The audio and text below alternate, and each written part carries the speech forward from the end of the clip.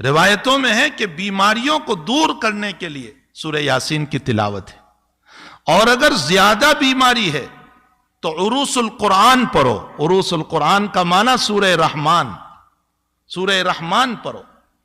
اور اگر لا علاج بیماری ہو گئی، ڈاکٹر نے منع کر دیا کینسر ہے اچھا نہیں ہوگا، ایڈس ہے اچھا نہیں ہوگا، فلاں بیماری ہے اچھی نہیں ہوگی، یہ وبا چل رہی ہے اور لنگز سارے ڈاؤن ہو چکے ہیں، اب یہ اچھا نہیں ہوگا، تو اللہ کے حبیب نے فرمایا سورہ تغابن پڑھو، اللہ لا علاج مرض کو اچھا کر دے گا۔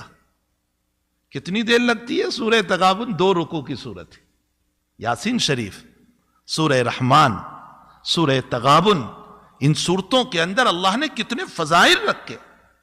اور اگر الحمد شریف، اللہ اکبر، اللہ تعالیٰ قرآن کریم میں الحمد شریف کے باب میں یوں فرماتے ہیں کہ سبع المثانی والقرآن العظیم، فرمایا پورا قرآن اگر آپ کو دیکھنا ہو تو الحمد شریف ہے۔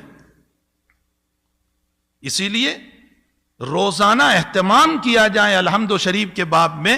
مجدد الفسانی رحمت اللہ علیہ فرماتے ہیں کہ جیسے تیل ہوتا ہے، پیٹرول اور ڈیزل، یوں ڈالو اور بھڑک اٹھتا ہے، فرمایا سورہ فاتحہ وہ ایندھن ہے کہ یوں پڑھو گے اور اللہ تمہیں شفا دے دے گا، بشرطے کہ سچے دل سے پڑھو، یقین ہو اللہ تعالیٰ پر۔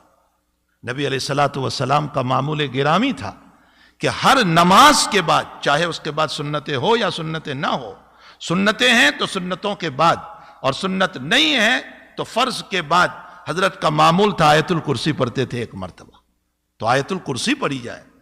سورہ ناس اور فلق کے باب میں لکھا ہے کہ جو انسان ہر نماز کے بعد سورہ ناس اور فلق کو پڑھے گا، اللہ حاسدین کے حسد سے، جناتوں کے شرارتوں سے، بد اخلاق انسانوں کی شرارتوں سے اللہ اس کی حفاظت کرے گا۔ یہ نہیں کہ شرارت دور ہوگی، شرارت تو ہوتی رہتی ہے، لیکن اللہ شرارتوں کی شرارتوں سے حفاظت کرے گا، اس کو یہ فیک نہیں ہونے دے گا۔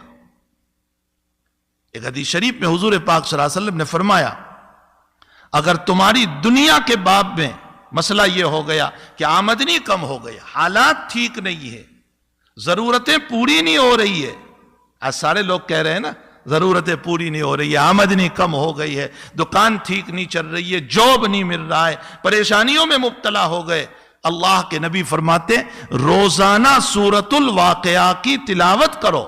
اس سورہ واقعہ کی برکت سے، اور میں مسجد میں بیٹھ کر قسم کھا کر کہتا ہوں ہفتہ نہیں گزرے گا اللہ راستہ کھول دے گا، سورہ واقعہ کی تلاوت کرو۔